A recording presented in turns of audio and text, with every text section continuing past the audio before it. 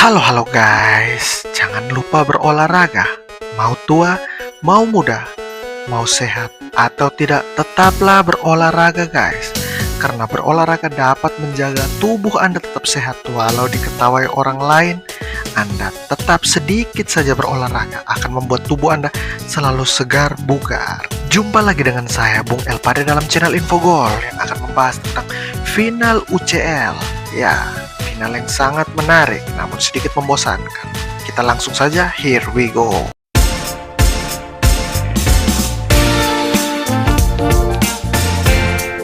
Hasil final UEFA Champions League 2023 tadi malam memang jadi puncak perjuangan bagi Manchester City sepanjang musim 2022-2023. Ya, The Citizen sebelumnya sudah mengawinkan dua gelar domestik, yaitu Liga Inggris 2023 dan Piala FA 2023. Kini Manchester City menggasak Inter Milan di final UCL dan membuat Pep Guardiola merasakan treble winners kedua sepanjang karirnya setelah menangani Barcelona pada 2009 lalu. Hasil final antara Manchester City melawan Inter Milan tadi malam menunjukkan keunggulan Manchester Biru di atas uletnya sang lawan. Dari segi penguasaan bola, ya, UEFA mencatat pasukan Pep Guardiola unggul 58% berbanding 42%. Sementara itu, dari jumlah tembakan, City hanya melepas 7 percobaan, 4 yang tepat sasaran. Sebaliknya, Inter Milan 15 kali melakukan tembakan, dengan 5 mengarah ke gawang, 10-nya mengarah ke tempat lain. Bagi Inter Milan, final UCL ini merupakan gelar juara keempat mereka. Ya, mereka harus menunggu waktu lebih lama lagi karena mereka kalah pada final UCL 2023 ini.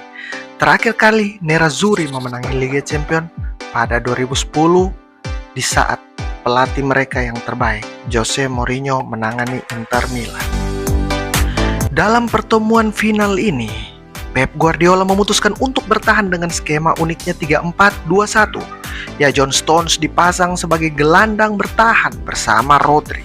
Sementara itu, Manuel Akanji yang merupakan center back diplot sebagai back kanan, sedangkan Kyle Walker yang merupakan back kiri andalan Manchester City malah di bangku cadangkan dan diganti oleh Nathan Ake. Seiring berjalannya waktu babak pertama, ada musibah pada menit ke-36 bagi Manchester City. Ya, gelandang andalan mereka, sang juru gedor Kevin De Bruyne harus menyerah, tak kuat lagi menahan cedera. Ia digantikan oleh Phil Foden. Ini pukulan besar bagi Manchester City yang musim ini terbantu oleh total 24 assist dari sang gelandang Belgia itu. Ya, setelah berjalannya waktu, babak pertama skor kacamata 0-0 selesai. Di awal paruh kedua, Manchester City tetap lebih banyak menguasai bola hingga 60%. The Citizen sempat nyaris kebobolan ketika blunder parah dari Manuel Akanji melakukan back pass lemah pada menit ke-59. Lautaro Martinez, sang striker hebat Inter Milan, menyerobot bola dan tinggal berhadapan 1-1 dengan Ederson. Namun, setelah skor kacamata berlangsung beberapa menit di paruh kedua, drama yang ditunggu terjadi pada menit ke-68. Bermula dari umpan terobosan Akanji yang diambil alih oleh Bernardo Silva, sang gelandang Portugal mengirim bola ke ruang kosong di kotak penalti. Rodri muncul dari belakang dengan tembakan kencang. Bola berbelok dan persis kasnya di sudut kiri gawang. Inter Milan pun kaget, skor 1-0. Dan gol itu tidak membuat perjalanan Manchester City lebih mudah. Sebaliknya, Inter yang tertinggal memiliki sekitar waktu 20 menit lagi mulai mengamuk untuk mengejar ketertinggalan. Tiba-tiba peluang Inter mulai nampak. Ada tandukan dari Di Marco yang sangat berbahaya di depan gawang, namun hanya mengenai mistar gawang. Dan setelah bola memantul keluar, Di Marco mencoba keberuntungan keduanya. Namun sayang dikata sayang. Romelu Lukaku yang masuk menggantikan Edin bagongkan. Saya yakin Lukaku tidak sengaja melindungi tim lawan.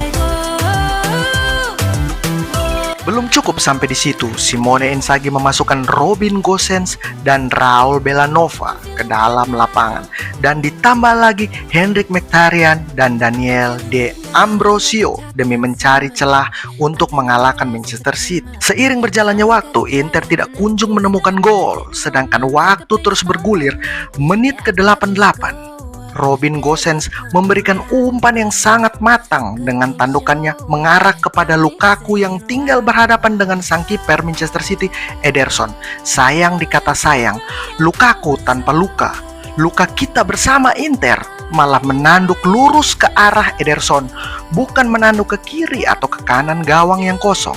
Padahal sundulan itu merupakan harapan besar bagi Inter Milan untuk menyamai skor. Dan sundulan dari jarak sedekat itu dihentikan oleh Ederson dan dibuang oleh Ruben Dias keluar lapangan.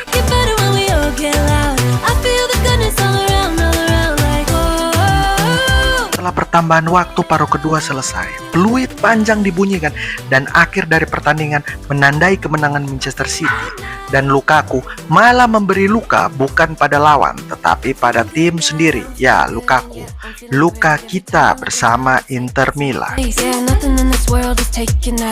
Kesuksesan di Liga Champions ini juga memastikan Manchester City meraih treble winners. Pasukan Pep Guardiola sebelumnya memenangkan Liga Premier Inggris dan FA Cup.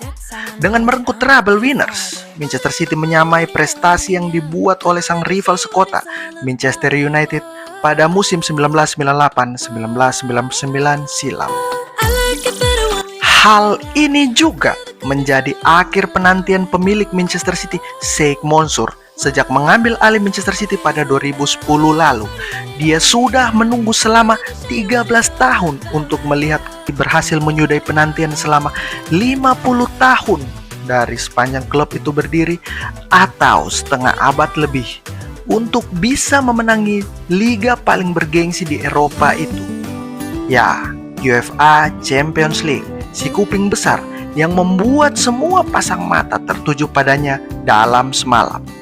Saya Bung El Padre mengucapkan selamat bagi Manchester City yang berhasil meraih treble winners di musim ini dan menyempurnakan langkah mereka sebagai salah satu tim sepak bola terbaik di Eropa saat ini.